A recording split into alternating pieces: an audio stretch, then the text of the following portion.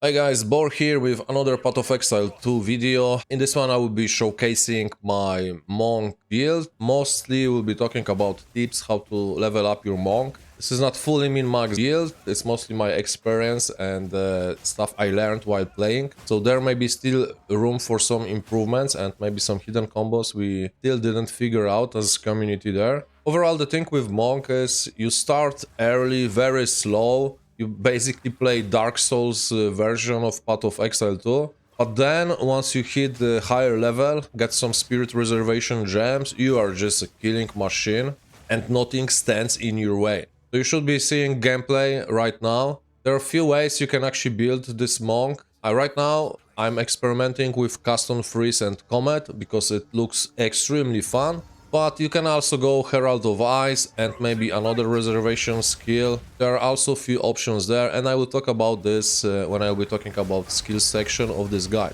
So let's start how to approach building your monk. Let's start with the gear. So one extremely important thing about monk, your weapon is everything. Every skill scales from your weapon damage, so every resource you have at your disposal should be reserved strictly for your weapon if you don't have good weapon for your current level. So basically every act you should be looking for weapon upgrade when possible. Now, another thing that I was really disappointed about, I played PoE 1 for a decent amount of time, and Armour was always very strong early game, evasion and energy shield was weak, but looks like in this game it may be complete opposite. So I was running with 40 to 49 damage reduction from my armor. That is only for physical damage, of course. And it felt like 4 mobs were running to me, hitting me, and I was almost dead. So I feel like maybe going from the get-go to evasion and energy shield may be a much bigger payoff than in other games. Now, the main benefit of energy shield will come from doing bosses, because you will have this small portion of your life that will always regen for you.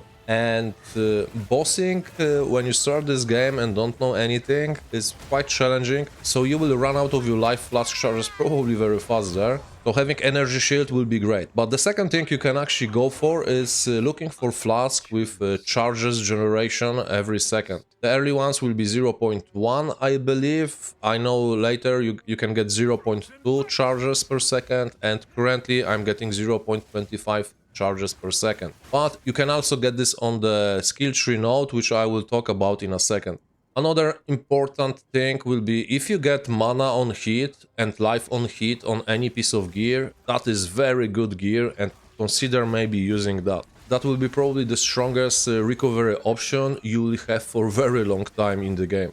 Because Life Leech is only physical and most of the monk skills will be elemental, so you'll not have much Leech there, but also looks like Leech overall is either bugged or badly balanced right now, because from most attacks you will not get almost anything, so it's completely waste of time. Don't get baited by Leech until it is actually fixed, which may be anytime soon. If it will be, check in the pinned comment or description. If anything changes, I will definitely drop update over there. Now, another thing for your gearing will be using charms, so make sure to grab those and make sure to actually augment them or use Orb of Transmutation to make them magic first to get nice modifiers. You can also get the ones that gives you charges per second, and make sure to swap them when you go for bosses. If you know that boss is doing a lot of fire damage, make sure to switch the one that actually gives you fire resistance. If you're looking for the ones to run all the time, probably stun resistance will be the best one. It will help you when you get swarmed there, and also maybe the shock, maybe the bleed one. It all depends what will be the biggest problem for you. So the thing you can do to get better weapon is pick up even the white bases. You can actually do this probably for every good base in the game. Also try to identify the blue bases, the magic ones, and if there is one good mod, just drop that augmentation orb on it. And if it hits 2 good mods, then you may think about using Regal if it actually makes sense. But as I said, weapon is your main priority there. So you look for the one that gives you the highest damage, as I mentioned, but also getting one with +1 to +2 melee skills, all melee skills, that is actually affix that can roll on the weapon. It is extremely good early in the game. It kinda gets less valuable later, but you still will be looking for it for sure. But the main thing will be main DPS of the weapon. And as a monk, since you have a lot of scaling as attack damage, and a lot of elemental damage scaling. It doesn't matter if it's only physical damage. So all those added cold, added lightning, and added fire will be very valuable. Because everything will be scaled, so you don't have to worry about breaking your build by taking weapon that is not purely physical damage. Of course, increased physical damage and flat physical will probably give you the most, but early in the game, make sure to use runes that gives you flat damage to your weapon. Now, you can go for lightning and you can go for fire with this one, because when you get this, it combo very nicely with the bell, which I'll be talking in a second in skill section of this guide, because that will give you chance to shock. And shock overall is extremely nice. That's another 20% more damage you're dealing. And ignite will be great for the bell. Later you want to use iron rune that gives you 20% increased physical damage on your weapon. And maybe if you have enough whetstones, you can also up quality for additional 20% increase. When it comes to runes on your gear, you probably want to really take all those resistance runes and socket them into your gear. 12% to res, it's very nice, it will make your life much easier. That brings us to another part, the chaos resistance. If you have piece of gear with chaos resistance, you basically won lottery ticket there. So make sure to keep that piece of gear. Hopefully it also has other valuable stats. And the main stats you're gonna look on your gear is gonna be other resistances and of course maximum life. Now, you want the base that has the highest possible evasion, energy shield, of course, or armor if you decide to go this way anyway. But life and other resistances gonna be extremely important, so that is the best gear. And if you get anything else on top, then the item just got much better. So you definitely want movement speed on your boots. That will make your life a bit easier when it comes to bossing and dodging the attacks. On the body armor you can get plus 30 to spirit or more later.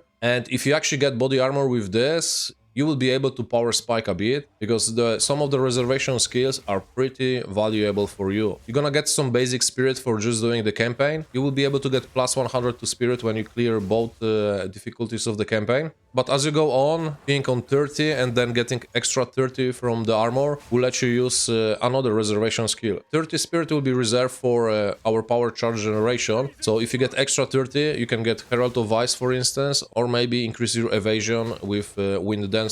Now, later, when you reach 90 spirit, you can still get your reservation for generating power charges, but that also opens up a slot for either using Herald of Ice and Wind Dancer, or Lingering Illusion, that will be power charge generation when you're bossing, but also Grim Fist. If you're gonna go energy shield, I haven't done that. The amount of energy shield you get just by killing mobs will be probably very insanely good. So that may be a very nice way of sustaining your energy shield while clearing the zones. So yeah, speaking about gear, here's a nice tip about the vendors in particular. Make sure to check vendors every single time when you level up. So the moment you level up, TP to town and instantly check vendors. There are two. One will be for magic stuff. So you can check there. Make sure to check the flasks too, if there's any with charges per second. 0.25 charges per second, and the second one for the mana. Especially for mana early, this will be insane for bossing. So one other thing you can do on vendors is, as you can see, there's a lot of items, so it's hard to search for them.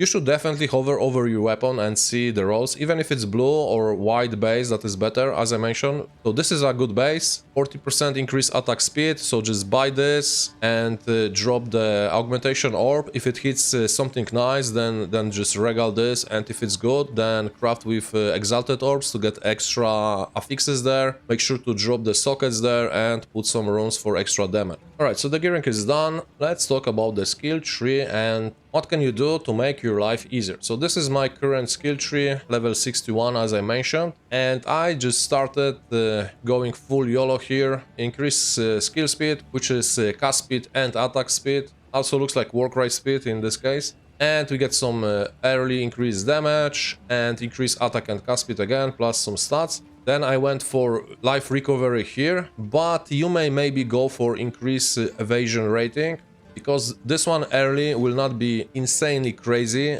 You will have to go to 1k life before it will be as good as those nodes over here. So you get a total of 30 life per kill here, and this one will give you 30 when you have around 1k life. The main thing here, extra movement speed and mana regen is very nice. but also this node, extra damage as cold damage and freeze buildup. Now, when you will be mana struggling, probably I would take mana regeneration rate. I still have mana recovery on kill here, but I feel like it actually doesn't do insane amount because it is based off your early mana, which will be not really that much. Probably mana regen will work better, especially this one has reduced mana cost skill. And if you're gonna put this way, there will be another reduced cost and increased mana regeneration. And currently, even with cast on freeze and casting a lot of comets, my mana sustain is pretty good. So yeah, you can actually travel to attack speed nodes, it's actually not that bad, maybe not insane. I did go for this because I'm putting to resonance node that will actually give me power charges generation. Now, one important thing you should be putting to early is definitely getting more damage nodes. There are two ways you can do this. One is here at the bottom, and I think maybe that's the one you should prioritize. It actually gives you increased elemental damage, 8% per node, and some freeze buildup, and then you get increased damage for each type of elemental ailment on enemy. And the main idea is we're gonna be actually freezing, chilling, and shocking, so that's actually a lot of extra damage. And if you're lucky, if you have fire damage, you maybe also will ignite. Now, you can also increase your chance of shocking. Early, probably not gonna be that insane. When you get your ball lightning going, this is gonna be helping a bit too. And there's another very nice node here, Echoing Frost, Echoing Thunder. All the nodes around are also 10% increased elemental damage, so this is huge damage spike. And yeah, later, if you're gonna go here, you can actually drop damage penetration node, so penetration doesn't go to negative. It is a strat that will help you melt bosses faster. Of course, you can use stuff that inflict cold exposure, the frost bomb, and later you can get hypothermia, curse that will lower the resistance, but it also helps with some mobs and clear. So I think for now, it is not really that bad of investment. But I think that's all when it comes to the tree. Well, one mention here. If you will be very unlucky and you will not get life flask with gain charges per second, you can always spot here, but also if you pot this way, there is one you can grab here, and it also gives you plus 10 strength, which is 20 life in the essence there. And my current goal is potting to those quarterstaff nodes. They give you some freeze build-up and attack speed, which is very nice, but also this one treats your power charge consumption as it consumed one extra. So overall, pretty decent cluster there. And if you get extremely lucky, like I was, there is a socket slot here. There's another here actually on your potting, so maybe I'm gonna respect this one here now, so one less travel node there. But basically, the one I did get is attack damage, which is my main source of damage, and then the insane one, gain 1 rage on melee hit. So rage is the way of getting another more multiplayer here. As you can see, 1% more attack damage per 1 rage gain, so maximum of 30. Very nice thing to have. Of course, there are support gems that will give you rage you can use, and later you can actually use your frost wall or bell with the rage fountain support gem, and that will also generate the game for you without even hitting enemies. So I think that's all for the skill tree here. I don't think I missed anything. So this is not fully fleshed out min-max skill tree, it's just like my early experimenting and leveling. I was respecting this tree a lot. Actually, there is one more thing I forgot. The recoup life option. On paper, it sounds nice. You get hit, you get the extra life back. But recoup is on 8 seconds, which means the amount of life you will be getting will be extremely low. So for example here, when I was checking this, I was getting hit for around 400 HP. With all those clusters nodes, we are at 14. So that was 56 life. That would be nice if it would be over 1 second, but it's over 8 seconds, so you basically get 7 life regen, which on paper is nice, I guess. If this would be life regen, I would not mind this, but monsters have to hit you, and if the whole pack will start hitting you, this will definitely not save your life. Now that I actually talk about this, of course I forgot about one thing. Life regen on gear also gonna be extremely valuable. If you have that 7 life regen early, make sure to use that piece of gear if it has other stats, of course. It is much better than you may think, especially for bossing. If you're gonna be in boss fight for 5-10 minutes early, that life regen is gonna make some work for you. So definitely look for that stat on your gear. So having talked about other stuff, let's talk about skills, the stuff you're probably most interested about. Let's talk about monk skills first. The way how I started was actually using Falling Thunder and Killing Palm combo. Falling Thunder feels amazing, to be fair. It has nice AoE and then you can buff it with power charge. It has nice clear potential there. Of course early you're probably not gonna clear like crazy, but it is nice to have something reliable there. Because Glacial Cascade, you can use it as a range skill actually. Make sure you always try to hit enemies with the spike there. That gives you extra damage, of course. You can't use the main appeal of the skill, which is consuming the freeze, of course. But it has decent attack damage there, so you can use it as a melee range skill if you want. I think it could work. I was more focused on about consuming the freeze on it, so I wasn't using it as a main skill. Now the Frozen Locust, of course, combo with this a bit. It is a nice jump back there and you drop chilled ground. It also leaves the ice crystal there, but you will have to sadly still either dodge roll or move a bit to be able to actually hit it with the final burst of the cascade, so it's kind of clunky. On level 3 monk skill, Tempest Bell is what you need. It is gonna give you nice damage, especially later. You will be actually able to just melt bosses with your bell on. Also, make sure to use your basic attack early. You can actually drop support gems there, and it deals pretty decent damage. So if you're out of mana, basic attack may be very good to use there. So don't be shy and swing your stuff. Now, the big game changer will be tier 5 skill when you get your Ice Strike. Ice Strike is, to be fair, amazing skill. I actually love this skill. It has built-in mini dash. With the monster is a bit further from you, you will instantly dash. You can continue dashing through packs with this skill. When monster is on the right and you switch to the monster that just comes to you on the left, it's like insta snap. It is very satisfying. It also converts to cold damage, which means you will be able to chill and freeze enemies with this skill. Overall, very good skill. Now for the combo with the bell, Tempest Flurry probably better. Looks like it actually has more attacks there built in. Also the slow on the last hits is not as punishing as on Ice Strike. But even then I was still using Ice Strike because cold is the way to go. Freezing enemies is very satisfying. And now that I'm actually said this, I forgot about one thing there on Skil Tree, of course. So if you will be patting to Echoing Frost, there's freeze build-up skill, so if you will not be freezing that much, you can actually grab those nodes, and this will make your life much easier. Okay, so going back to the skills. Now, the moment you reach tier 7, you can swap your Frozen Locust for Wave of Frost. That way, if you actually enjoy the Glacial Cascade combo, Wave of Frost jump is actually a bit higher than in Frozen Locust, so it almost is perfect for using for Glacial Cascade. Also could be very nice escape tool. Now, the Freezing Mark probably you can skip. Storm Wave, on the other hand, is also extremely good skill. It has, as you can see, it has very nice attack damage scaling just from the level 7 when you get it. It is a big wave, so you can safely kill everything from the range, and on top of that you will be shocking them. So if you don't like going cold, Storm Wave will be definitely the skill to use there. And then Insane Power Spike is gonna be the charge stuff. It starts a bit slower here. It gives you, I believe, 1 to 6 or 1 to 8 per power charge consumed.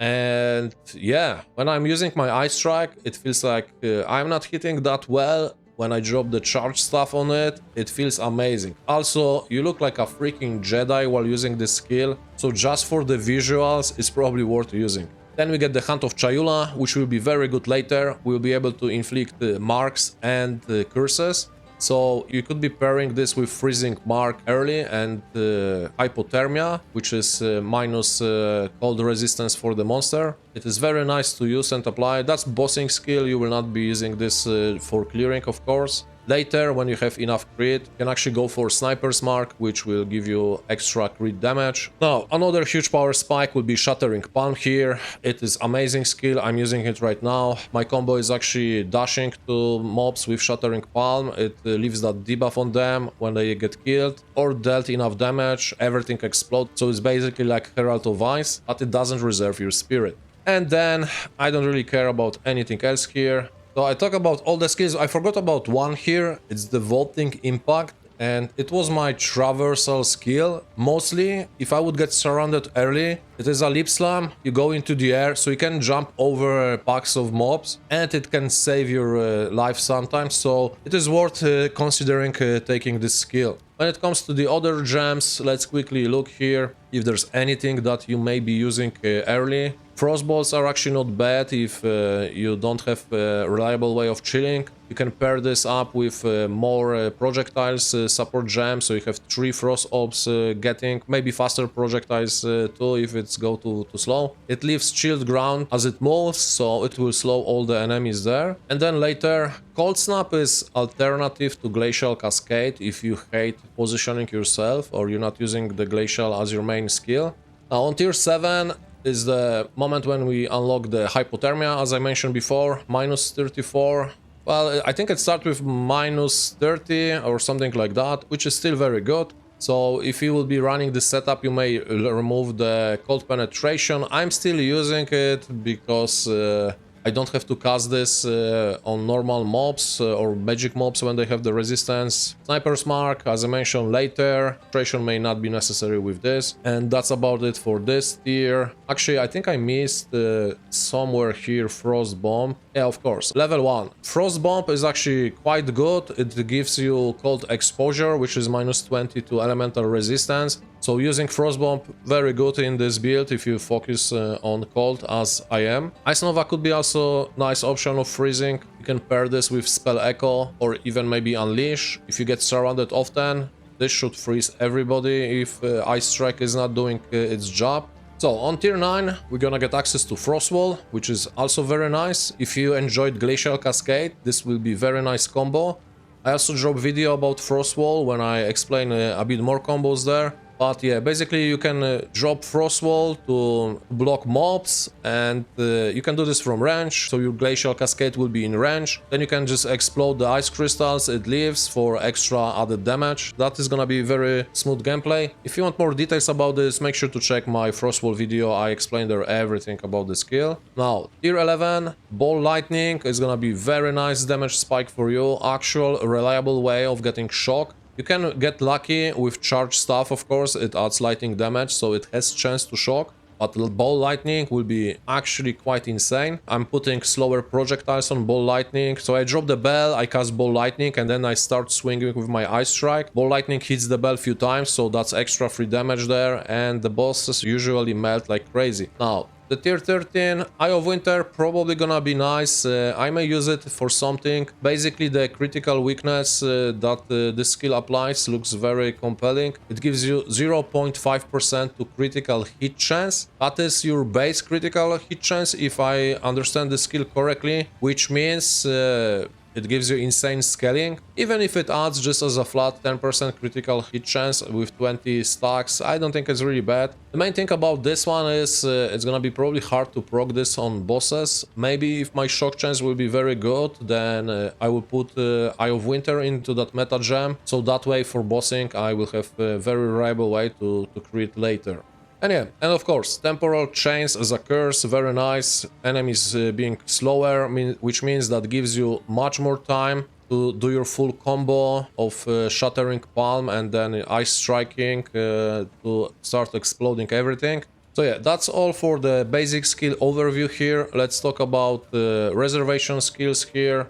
So I was starting with Arctic Armour at first. It wasn't that bad, extra cold damage, which means when the monsters hit you, and I was playing Armour build, of course, so it was kinda working. From other things, Ghost Dance is gonna be good later. Grim Fist also is gonna be very nice, you're gonna get a lot of energy shield. As you can see at level 14, it's 95 energy shield. The chance for this is not bad. I haven't played with this, but this is definitely something that looks on paper very strong, so definitely give it a look if you're gonna start with evasion energy shield from the get-go. Now, Herald of Ice, of course, extra damage when you freeze, and you will be freezing a lot. Everybody will be exploding, which means more freezing and more fun overall. Herald of Thunder, if you play lightning version of the build, of course go for this. I want to include this maybe later, but early I'm not using this that much. I don't need it for clear at all. Another one that is very interesting that I skip at the beginning is Wind Dancer, which gives you 80% more evasion rating.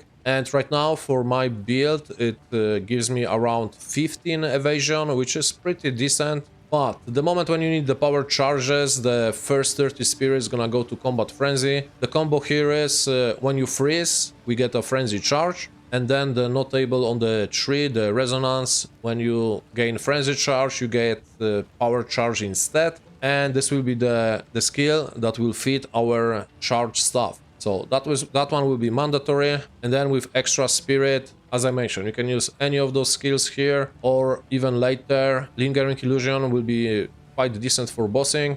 First, it will, if you have problems with dodge rolling, it will spawn this copy of you that the boss may hit instead of you. But also there will be a chance of gaining power charges, because on bossing your power charge generation will be almost not existent, so this is very compelling too. So you can use your charge stuff earlier there. Blasphemy looks tempting, but I think Hunt of Chayula is just better, especially since this reserves 60 spirit. Blasphemy for melee characters is insanely good, even though your curses will be at 50%, well actually at this level is around 44 least effect. But since you're melee, the aura around you will always apply the curse, so yeah, this is very nice. But if you can live with Hunt of Chayula, just using this for bossing, you're also gonna be nice. Later I may experiment with Elemental Invocation, which should be very, very decent. You can maybe go for some very nasty combos. And then from other things, maybe cast on crit later, but that's like endgame version. I was of course thinking about using banners. There's banner that gives you actually more armor and evasion, but it's very situational. You're probably better just blasting your packs or just getting more evasion there. So yeah, that's basically all. There's other stuff here, but that's gonna be covered in the endgame actual build guide when I play enough into the endgame and settle on something nice. Speaking about, let's talk about the gems in general here. So, as I mentioned early, make sure to socket your quarterstaff basic attack skill. I went with martial tempo there, and then the second one was actually, I believe it was rage. So that is nice rage build up, more damage per hit, so a bit of ramping there. Then later, when I did get my ice strike, I was actually using this a bit with the crescendo, which is the final strike is doubled. It is very good damage there. You basically have double last attack, which deals a lot of damage, as you can see here. The base scaling is pretty decent. The only problem this is, it kinda doesn't work that well with the bell, so I did end up not using it, but early it shouldn't be that crazy, so maybe that extra damage spike from this skill will be very important. So yeah, use the crescendo there early, or you can just go for the rage, that also will work. Now that I'm level 61, as you can see here, so my current setup is, I keep the skills here for quarterstaff, because when I swap, and I swap constantly, I don't have to go back to my stash there. So my ice strike currently is martial tempo, ice bite.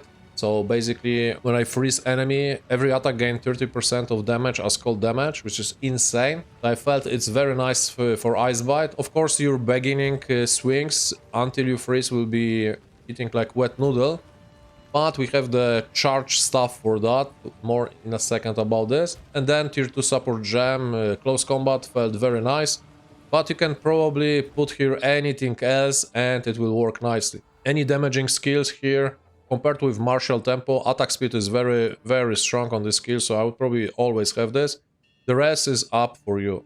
Now, so yeah, so the combo is basically right now, I freeze, we get extra bonus damage, and then we can explode some packs. I start with the Shattering Palm, which we can actually go for here. Basically, it is a dash to enemy, which is very nice feeling, and movement traverser skill, so you actually don't have to walk to every single pack. Right now, I have this supported with increased AoE and freeze build-up. I could go for damage here, but I felt like freeze build-up probably very decent to make myself a bit safer. So let's talk about the buff here, the charge stuff. Right now it gives me 1 to 12 added damage per power charge. So I have 3 right now, so max 3 to 36 damage. I have it supported with Innervate. Maybe I can find a better spot for this. Maybe Bell probably better.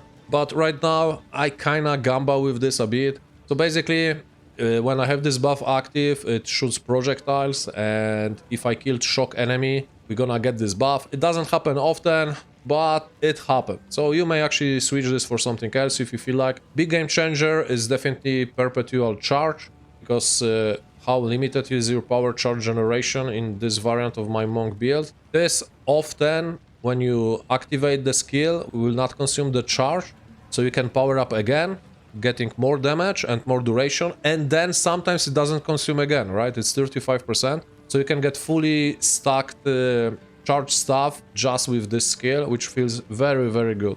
So thinking about the charges, right? Combat Frenzy, when you freeze the enemy, we get the Frenzy charge, and with the note on the skill tree, we turn this into the power charge. Works like a charm. Because I have more spirit, I have here extra mana regeneration.